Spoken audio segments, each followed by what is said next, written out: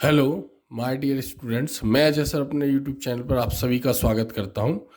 आज हम पढ़ने जा रहे हैं क्लास 12th केमिस्ट्री का चैप्टर 12 एल्डिहाइड कीटोन कार्बोक्सिलिक अम्ल। एल्डिहाइड जिनमें क्रियात्मक समूह CH होगा, कीटोन जिनमें क्रियात्मक समूह C डबल बॉन्ड O होगा और कार्बोक्सिलिक अम्ल जिनमें क्रियात्मक समूह COOH होगा। इसमें आज हम पढ़ने जा रहे हैं ऑब्जेक्टिव टाइप क्वेश्चन में फिलिंग द ब्लैंक्स, इसके बारे में हम पढ़ेंगे। और जितने भी अब तक ऑब्जेक्टिव पूछे गए हैं इन्हीं क्वेश्चनों में से पूछे गए हैं, आगे भी इन्हीं क्वेश्चनों में से पूछे जाएंगे। तो आप बने रहिए मेरे साथ, आज आपको बहुत कुछ सीखने को मिलेगा। तो हम फर्स्ट पहला क्वेश्चन देखते हैं। अमोनिया में सिल्वर नाइट्रेट खाली स्थान अभिकर्मक कहलाता है, यानी अमोनिया में सिल्वर नाइट्रेट खाली स्थान अभिकर्मक कहलाता है। चूंकि इसको टॉलन ने बनाया था, यानी हम कह सकते हैं AgNO3 यानी सिल्वर नाइट्रेट प्लस NH4OH यानी सिल्वर नाइट्रेट और अमोनियम हाइड्रोक्साइड का जो विलयन है, जो मिश्रण है, वो टॉलन ने बनाया था, इसलिए हम इसको टॉलन अभिकर्मक भी कहते हैं। टॉलन अभिकर्मक अमोनिया में सिल्वर नाइट्रेट का विलयन टॉलन अभिकर्मक कहलाता है। एक बार हम इसको देख भी सकते हैं, जैसे AgNO3 plus NH4OH ammonium hydroxide, silver nitrate और अमोनियम हाइड्रोक्साइड के विलयन को टॉलन अभिकर्मक कहते हैं। नेक्स्ट क्वेश्चन हम देखते हैं, सेकंड क्वेश्चन। अम्ल क्लोराइड मतलब एसिड क्लोराइड जब R से COCl जुड़ा होगा तो अब हम इसको बोलते हैं अम्ल क्लोराइड या एसिड क्लोराइड। चूंकि यह एसिडिक अम्ल का व्युत्पन्न है, इसलिए हम इसको यहाँ पर कार्बोक्सिलिक अम्ल का व्युत्पन्न है, इसलिए हम यहाँ पर इसको अम्ल क्लोराइड बोलते हैं। तो अम्ल क्लोराइड का PDBSO4 द्वारा अपचयन होने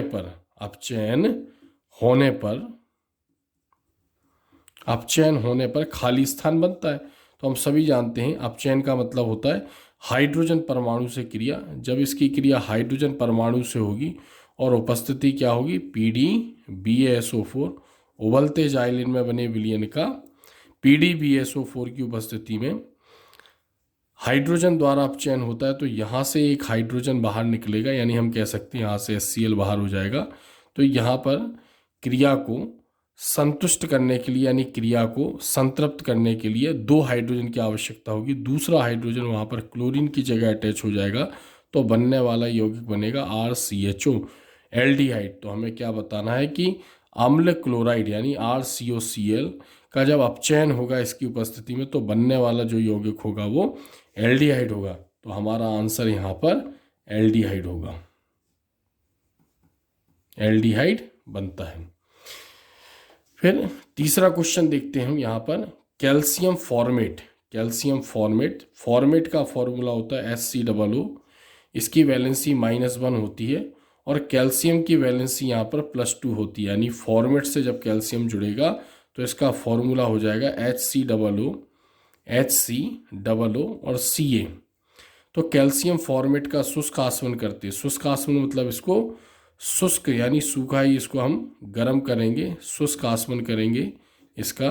तो ऐसे यौगिक जिनमें कैल्शियम होता है उनमें CaCO3 बाहर हो जाता है, यानी CaCO3 बाहर हो जाएगा। तो यहाँ से हमने इसमें CaCO3 बाहर कर दिया यहाँ से। तो बचा हुआ जो यौगिक होगा वो बनेगा HCHO, यानी बनने वाला जो यौगिक होगा वो बनेगा HCHO। तो HCHO का नाम होता है फॉर्मेल्डिहाइड।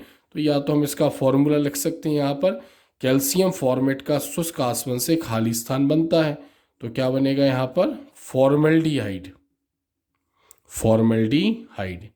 या फिर हम इसका यहाँ पर फॉर्मूला भी लिख सकते हैं कि HCHO बनता है, ये बनता है। नेक्स्ट 4th नंबर का क्वेश्चन देखते हैं।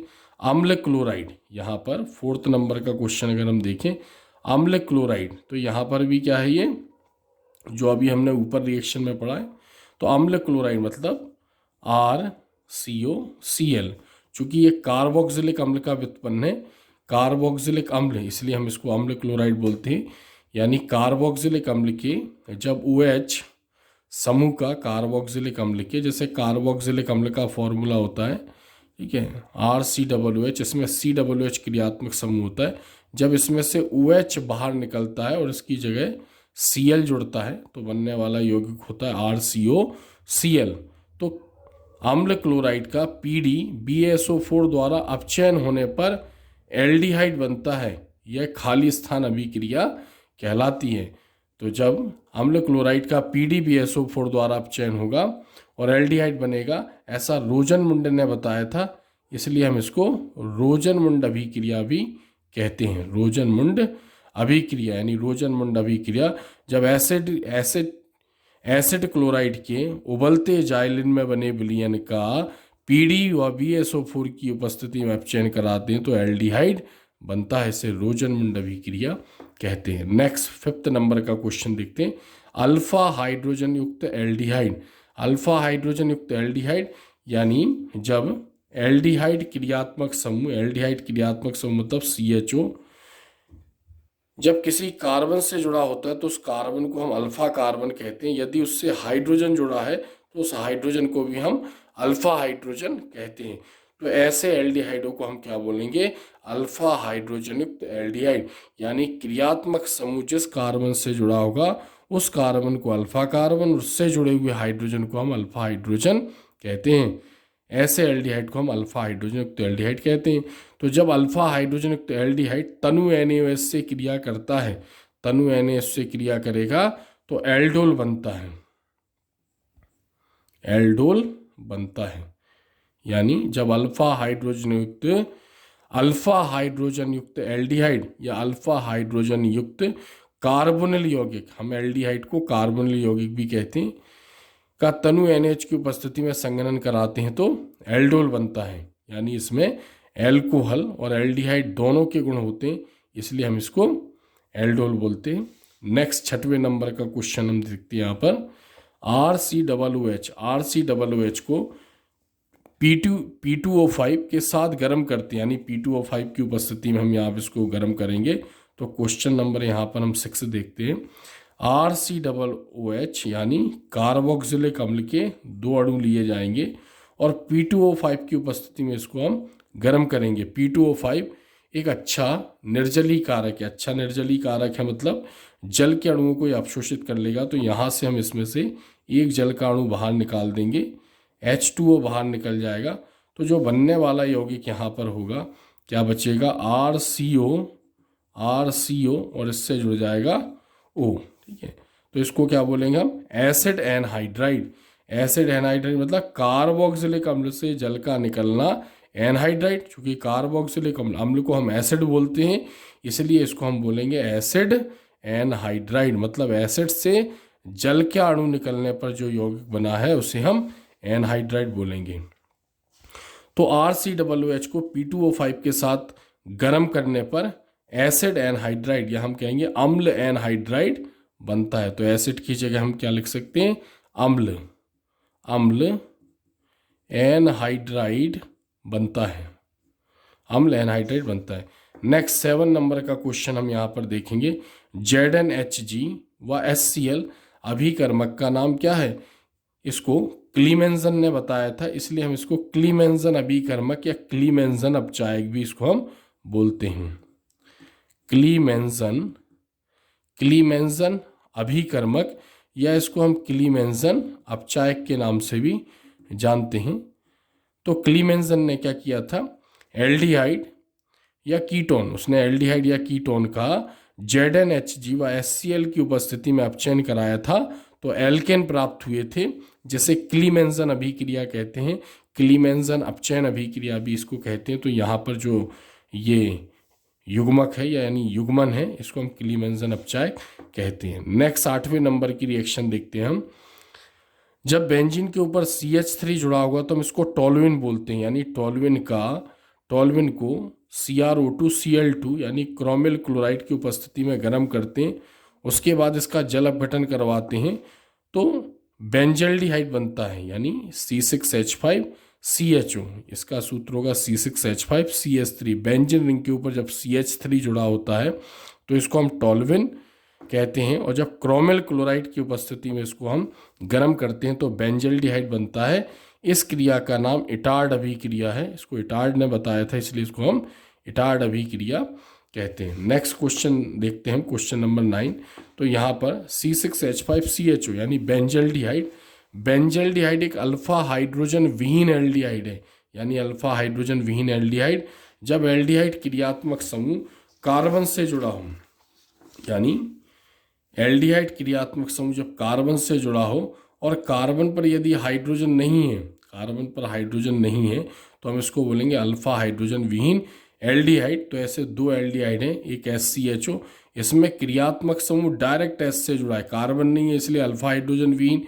और C6H5CHO में CHO जिस कार्बन से जुड़ा, यानी जिस कार्बन से जुड़ा उस कार्बन के पास हाइड्रोजन नहीं होते हैं, तो इसमें कार्बन नहीं है और इसमें कार्बन है तो हाइड्रोजन नहीं है। तो यानी ये दोनों हाइड्रोजन, दोनों एल्डिहाइड यहाँ पर अल्फा हाइड्रोजन विहीन एल्डिहाइड हैं। तो जब अल्फा हाइड्रोजन विहीन एल्डिहाइड की क्रिया क्षार NaOH से कराई जाती है तो बेंजिल अल्कोहल और सोडियम बेंजोएट बनता है। बेंजिल अल्कोहल और सोडियम बेंजोएट बनता है। इसे कैनिजारो अभिक्रिया भी कहते हैं। तो यहाँ पर इस अभिक्रिया का नाम बताना है, तो इस क्रिया का नाम क्या है यहाँ पर? कैनिजारो अभिक्रिया। कैनिजारो अभिक्रिया। फिर क्वेश्चन नंबर 10 देखते हैं, रोजनमुंड अभिक्रिया का मुख्य उत्पाद क्या है? तो अभी हमने दो जगह पढ़ा, सेकंड नंबर का क्वेश्चन भी देखा और फोर्थ नंबर का क्वेश्चन भी देखा। तो रोजनमुंड अभिक्रिया का मुख्य उत्पाद एल्डिहाइड है। रोजनमुंड अभिक्रिया का मुख्य उत्पाद एल्डिहाइड है। यहाँ पर क्वेश्चन नंबर 11 देखते हैं, यूरोट्रोपिन यौगिक बनाने के लिए फॉर्मेल्डिहाइड व खाली स्थान यौगिक की आवश्यकता होती है।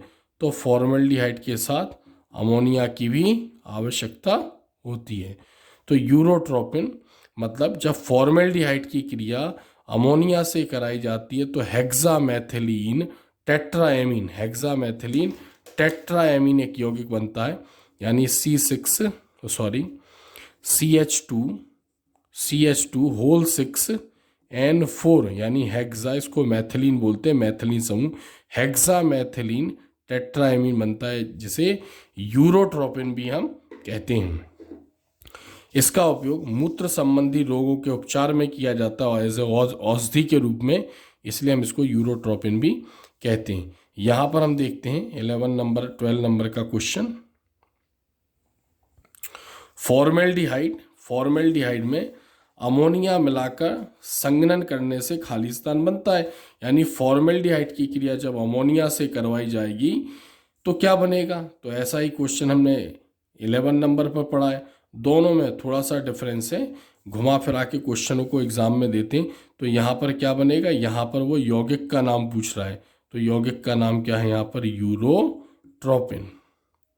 यहाँ पर क्या पूछ रहा था? यूरोट्रोपिन बनाने के लिए फॉर्मेल्डिहाइड और किसका उपयोग करेंगे? यहाँ पर फॉर्मेल्डिहाइड की क्रिया जब अमोनिया से करवाई जाएगी तो कौन सा यौगिक बनेगा?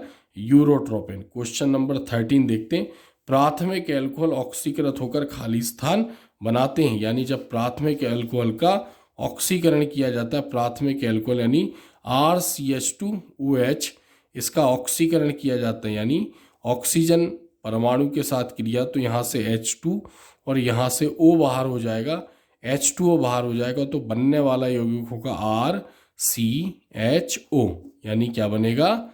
RCHO, यानी एल्डिहाइड बनेगा। तो हम यहाँ पर कह सकते हैं कि प्राथमिक एल्कोहल ऑक्सीकृत होकर खाली स्थान बनाते हैं, यानी एल्डिहाइड बनाते हैं। क्या बनाएंगे? एल्डिहाइड। नेक्स्ट क्वेश्चन 40 नंबर का, बेंजल्डिहाइड को खाली स्थान भी कहते हैं। बेंजल्डिहाइड को खाली स्थान भी, नेक्स्ट क्वेश्चन देखते हैं, बेंजल्डिहाइड को खाली स्थान भी कहते हैं, यानी इसको कड़वे बादाम का तेल भी कहा जाता है। कड़वे बादाम का तेल, कड़वे बादाम का तेल भी हम इसको कहते हैं। नेक्स्ट क्वेश्चन 15वें नंबर का क्वेश्चन हम देखेंगे यहाँ पर, फॉर्मेल्डिहाइड का 40% विलयन क्या कहलाता है? फॉर्मेल्डिहाइड का 40% विलयन फॉर्मेलिन कहलाता है। फॉर्मेल्डिहाइड का 40% विलयन फॉर्मेलिन कहलाता है, जिसका उपयोग जीव विज्ञान प्रयोगशाला में मृत जीवों के परिरक्षण में होता है। यानी हम ये कह सकते हैं कि फॉर्मेल्डिहाइड और मैथिल एल्कोहल का विलयन होता है फॉर्मेलिन, जिसका उपयोग हम मृत जीवों के परिरक्षण में करते हैं। नेक्स्ट 16वें नंबर का क्वेश्चन, RCOOH यानी कार्बोक्सिलिक अम्ल की क्रिया N3H को हम हाइड्रोजोइक अम्ल बोलते हैं। यहाँ पर कन्फ्यूजन होता है कि ये अमोनिया के समान, कभी कभी कन्फ्यूजन होता है कि अमोनिया है क्या, तो यहाँ पर ये N3H हाइड्रोजोइक अम्ल है। तो जब कार्बोक्सिलिक अम्ल की क्रिया हाइड्रोजोइक अम्ल से सांद्र H2SO4 की उपस्थिति में कराते हैं तो प्राथमिक एमीन बनता है, ऐसा श्मिट ने बताया था। इसलिए इस अभिक्रिया को हम श्मिट अभिक्रिया कहते हैं। श्मिट यानी इसकी क्रिया, कार्बोक्सिलिक अम्ल की क्रिया जब हाइड्रोजोइक अम्ल से करवाई जाएगी तो इस क्रिया को श्मिट ने बताया था, इसलिए हम इसको श्मिट अभिक्रिया कहते हैं। नेक्स्ट 17 नंबर का क्वेश्चन देखते हैं। बेंजल्डिहाइड को एल्कोहलीय KCN के साथ गर्म करते हैं। एल्कोहलीय KCN यानी जलीय पोटेशियम साइनाइड के साथ गर्म करते हैं तो खाली स्थान बनता है, यानी बेंजोइन बनता है। बेंजोइन क्या बनेगा यहाँ पर? बेंजोइन बनता है। नेक्स्ट क्वेश्चन 18 नंबर का, क्रोमिल क्लोराइड द्वारा टोल्यूइन का ऑक्सीकरण, इस क्रिया को हमने क्वेश्चन नंबर 8 में इस रूप में पढ़ा था। तो यहाँ पर CrO2Cl2 मतलब क्रोमिल क्लोराइड द्वारा टोल्यूइन, इसको हमने टोल्यूइन बोला। टोल्यूइन का ऑक्सीकरण, जब ऑक्सीकरण होगा तो बेंजल्डिहाइड बनता है, यानी बेंजल्डिहाइड में होता है। यह खाली स्थान अभिक्रिया है, तो हमने यहाँ पर भी पढ़ा। इस क्रिया का नाम क्या है? इटार्ड अभिक्रिया। इस क्रिया को हम क्या बोलेंगे? इटार्ड अभिक्रिया। नेक्स्ट क्वेश्चन देखते हैं हम। फॉर्मेल्डिहाइड 19 नंबर का क्वेश्चन। फॉर्मेल्डिहाइड की सांद्र NaOH के साथ क्रिया खाली स्थान कहलाती, मतलब क्रिया का नाम बताना है। तो यहाँ पर फॉर्मेल्डिहाइड है, अल्फा हाइड्रोजन विहीन एल्डिहाइड है। तो जब भी अल्फा हाइड्रोजन विहीन एल्डिहाइड की क्रिया क्षार NaOH को हम कास्टिक सोडा या सोडियम हाइड्रोक्साइड भी कहते हैं से कराई जाती है, इस क्रिया को कैनिजारो ने बताया था, इसलिए इस क्रिया को हम कैनिजारो अभिक्रिया कहते हैं। क्रिया का नाम कैनिजारो अभिक्रिया। नेक्स्ट क्वेश्चन 20वें नंबर का, अचार, चटनी व मुरब्बे में परिरक्षक पदार्थ के रूप में या परिरक्षक के रूप में खाली स्थान अम्ल का उपयोग करते हैं। तो यहाँ पर एसिटिक अम्ल का उपयोग करते हैं। एसिटिक अम्ल का फॉर्मूला होता है CH3COOH। एसिटिक अम्ल को हम विनेगर, सिरका भी बोलते हैं। तो इसका उपयोग हम अचार, चटनी व मुरब्बे में परिरक्षक पदार्थ के रूप में किया जाता है। नेक्स्ट क्वेश्चन नंबर 21, एल्डिहाइड एवं कीटोन परस्पर खाली स्थान समावयवी हैं। तो हम सभी जानते हैं कि एल्डिहाइड तथा कीटोन दोनों को, जैसे इसमें एल्डिहाइड में क्रियात्मक समूह RC, इसमें CHO, और कीटोन में क्रियात्मक समूह C डबल बॉन्ड वो होता है, यानी इसमें क्रियात्मक समूह C डबल बॉन्ड होता है। तो अगर हम बात करें तो एल्डिहाइड और कीटोन दोनों में कार्बोनिल समूह पाया जाता है। कार्बोनिल क्रियात्मक समूह, इसलिए ये एक दूसरे के क्रियात्मक समावयवी हैं। जब कार्बोनिल समूह के कार्बन की एक संयोजकता R से और दूसरी H से जुड़ती है तो एल्डिहाइड बनता है, और जब कार्बन की दोनों संयोजकताएं 2 R से जुड़ती हैं तो कीटोन बनता है। इस प्रकार हमने आज चैप्टर एल्डिहाइड, कीटोन और कार्बोक्सिलिक अम्ल की आज हमने महत्वपूर्ण क्वेश्चनों का वर्णन किया। इसी में से हमेशा से एग्जाम में ऑब्जेक्टिव के रूप में क्वेश्चन पूछे गए हैं और आगे भी 2023 के एग्ज़ाम में पूछे जाएंगे। तो उम्मीद करता हूँ ये वीडियो आपको बहुत पसंद आया होगा और कुछ ना कुछ आपको सीखने को मिला होगा।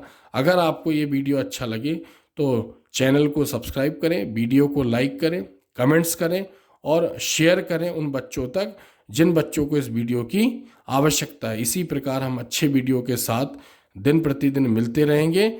मेरे साथ जुड़े रहने के लिए आप सभी का धन्यवाद।